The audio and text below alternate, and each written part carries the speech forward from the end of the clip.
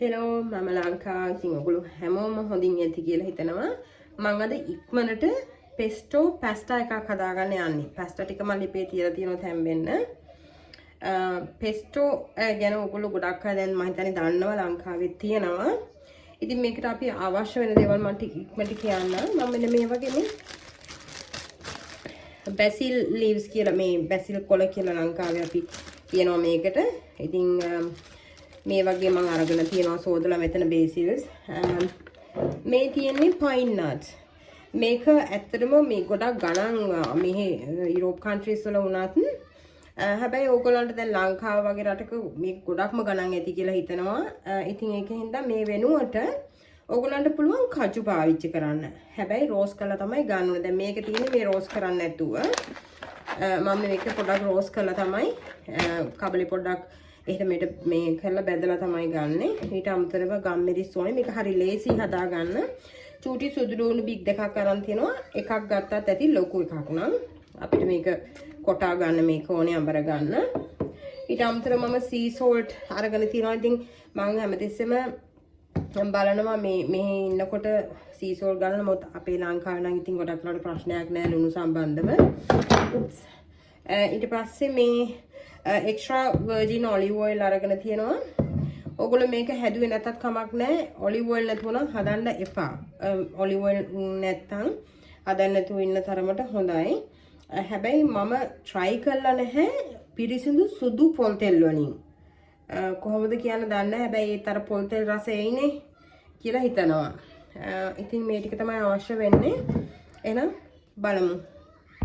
ඉතින් ඕගොල්ලන්ට මෙතන නැති හින්දා මට ඇත්තටම කියන්න අමතක වුණා මේ පෙස්ටෝ එකට අත්‍යවශ්‍යම දෙයක් තමයි පාමසන් චීස් කියන්නේ. හැබැයි මම චීස් එක දාලා හදන්නේ නැහැ. මොකද මම කන වෙලාවට අපි චීස් ටිකක් උඩින් දාලා කන හින්දා මේ මික්සර් එකට චීස් දැම්මොත් වැඩි වෙන හින්දා මම දාන්නේ නැහැ. මම දැන් මේකට කොළ ටික දාගෙන තියෙනවා බේසිල් කොළ. ඊට අමතරව සුදුලුණු බිග් දෙක දාගත්තා. ඊට අමතරව මම පොඩ්ඩයි දැනට ගම්බිරිස් දාගන්නේ මොකද නැත්නම් අපේ බබාට ගොඩක් සැරෙන හින්දා පස්සේ ටිකක් යාම අයින් කරාම කලවම් කරගන්නවා. ලුණු පොඩ්ඩක් දානවා. ඔලිව් ඔයිල් මෙහෙමයි. ඔයගොල්ලෝ හදන ප්‍රමාණයට තමයි දාගන්න ඕනේ. මම මෙතන ඔලිව් ඔයිල් දාගන්නවා කෝප්ප කාලක් විතර. මේකට හොඳට ඔලිව් ඔයිල් තියෙන්න ඕනේ. කෝප්ප කාලක් විතර මම දාගන්නවා.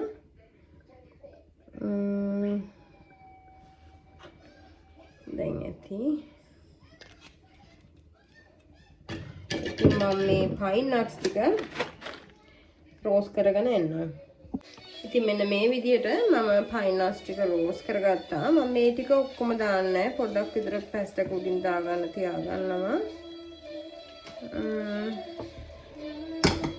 ඊට පස්සේ අපි මේක හොඳට පේස්ට් එකක් වෙනකම් අඹර ගන්න ඕනේ. ඉතින් මෙන්න මේක මම හොඳට මේ විදිහට අඹරගෙන ආවා. ඉතින් මෙච්චර තමයි. මේක දැන් ඔයගොල්ලෝ තඹගත්තු පැස්ටා එකට දාලා පොඩ්ඩක් කලවම් කරගෙන කන්න තියෙන්නේ.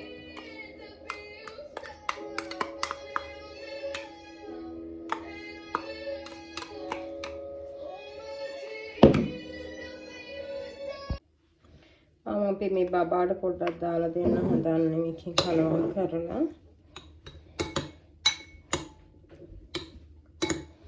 මේක හරිම රසයි. මට හිතුණා ඔයගලන්ට මේ සුවඳයි රසයි